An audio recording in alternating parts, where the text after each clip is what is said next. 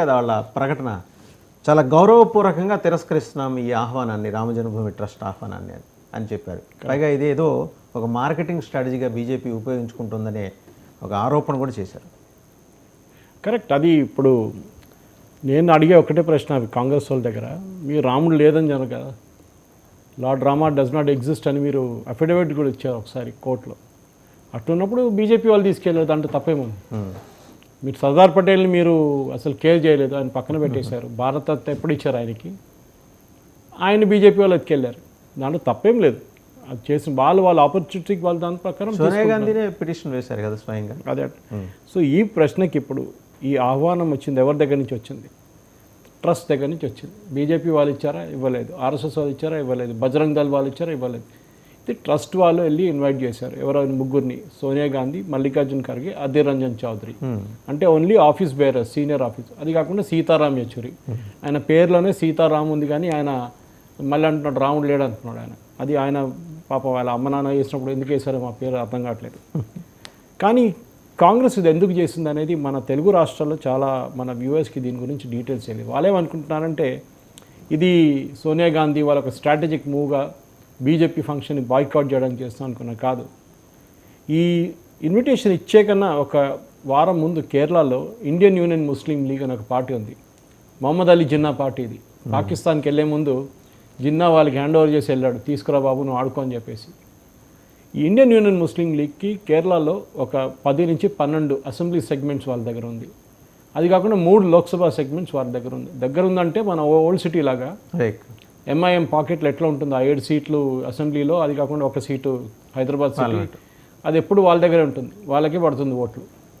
ఒక ఎగ్జాంపుల్ ఇవ్వాలంటే మీకు ఇబ్రాహీం సులేమాన్ సేత్ అని చెప్పి ఒక ఎంపీ ఉండేది చాలా రోజుల ముందు, ఆయన ఇప్పుడు లేరండి బాబు, చనిపోయారు.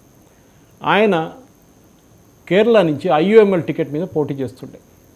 కానీ ఆయన కేరళలో ఉంటారా? ఉండరు. కేరళ అయితే కాదు, ఆయన ఉండేది బాంబేలో. ఆయన నామినేషన్ ఇవ్వడానికి వస్తాడు, నామినేషన్ వేసి వెళ్ళిపోతాడు. క్యాంపెయిన్ చేయడం ప్రసక్తే లేదు, ఎందుకంటే ఆయన మలయాళం రాదు, అసలు కనిపించడు. అప్పుడు ఫ్లెక్స్లు లేవు, పోస్టర్లు, పెయింటింగ్లు దాంట్లో కనిపిస్తాడు ఆయన, కానీ ఎక్కడా కనిపించడు. కానీ ఎలక్షన్ వచ్చినప్పుడు 1,00,000 ఓట్లు గెలుస్తాడు, కానీ ఎక్కువ. రాహుల్ గాంధీ కూడా అదే మనం చూసాం వయనాడులో. వయనాడు అంటే అది 100% షూర్ షాట్ సీట్, ఓడిపోవడం అసలు ప్రశ్నే లేదు అక్కడ. సో అట్లాంటి పరిస్థితుల్లో ఐయుఎంఎల్ వాళ్ళు ఏం చేశారంటే ఒక వారం ముందు, ఈ ఆహ్వానం వచ్చే వారం ముందే ఓ వార్నింగ్ ఇచ్చారు కాంగ్రెస్ లీడర్స్కి. అప్పుడు దాకా ఎవరు వెళ్తారని తెలియదు, కానీ ఎవరైనా పార్టీ వైపు నుంచి వెళ్తే కేరళలో కాంగ్రెస్కి 1 సీటు కూడా రాదు. అది మనం ఏ కాంటెక్స్ట్లో చూసుకోవాలంటే పోయిన ఎలక్షన్లో, 2019 ఎలక్షన్లో కాంగ్రెస్కి అక్కడ 20లో 19 సీట్లు వచ్చినాయి. సిపిఎంకి వచ్చింది 1 సీటు. కేరళలో ఒక యూడిఎఫ్ అని ఒకటి ఉంటుంది, కాంగ్రెస్ వాళ్ళ కోయిలేషన్, దాంట్లో ఈ ఐయుఎంఎల్ వీళ్ళందరూ ఉన్నారు, చిన్న చిన్న కాల పార్టీ ఉన్నారు. అటువైపు చూస్తే మన దగ్గర వీళ్ళు ఎల్డిఎఫ్ ఉన్నారు, ఎల్డిఎఫ్లో సిపిఐ, సిపిఎం వీళ్ళందరూ ఉంటారు. ఈ ఇద్దరు నడుమిట్లో ఎప్పుడు కేరళలో ఈ 20 సీట్లకు ఎలక్షన్ నడిస్తే వీళ్ళకి 8, వీళ్ళకి 12, లేకుంటే వీళ్ళకి 9, వీళ్ళకి 11 అట్లా నడుస్తుంది అనమాట. ఇవాళ దాకా ఆ స్టేట్ ఫామ్ అయిన నుంచి ఇవాళ దాకా వాళ్ళకి 1-sided కాంటెస్ట్ ఎప్పుడు జరగలేదు. 2019లో ఫస్ట్ టైం జరిగింది, ఎందుకంటే శబరిమల అజిటేషన్లో అప్పుడు జరిగిన ఆ టెన్షన్లో, శబరిమల అజిటేషన్లో వీళ్ళేం చేశారంటే హిందువులు వాళ్ళకి చాలా కోపం ఉండే పినరాయి విజయన్ మీద. మహిళలు తీసుకెళ్ళి గుడి లోపల తీసుకెళ్ళడం రాత్రిపూట, అదన్నీ చేసిన పినరాయి విజయన్ ఓడిపియాలని డిసైడ్ చేసుకున్నారు. కానీ బీజేపీ గెలుస్తారా? ఆ గ్యారంటీ లేదు. సో వీళ్ళేం చేశారంటే కావాలని చెప్పి కాంగ్రెస్కి ఓటేశారు. దాంతో కాంగ్రెస్కి 20లో 19 సీట్లు వచ్చినాయి అక్కడ.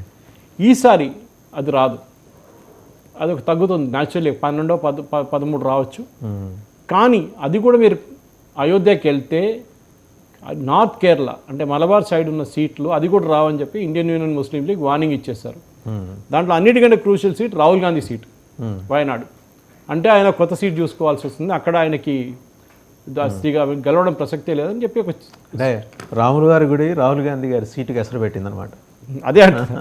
సో ఆయనైతే అమేఠీకి వెళ్ళాడు, అక్కడ స్మృతి ఇరానీ ఆయన్ని మళ్ళీ డిపాజిట్ లేకుండా చేస్తాడు ఆయన్ని. సో ఇక్కడైనా గెలవాలి కదా.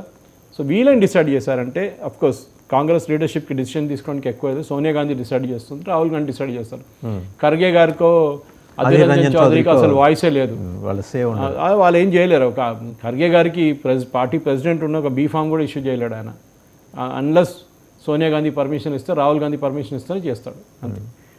ఆ కాంటెక్స్కి వచ్చినప్పుడు వీళ్ళు వెళ్ళొద్దని డిసైడ్ చేసుకున్నారు.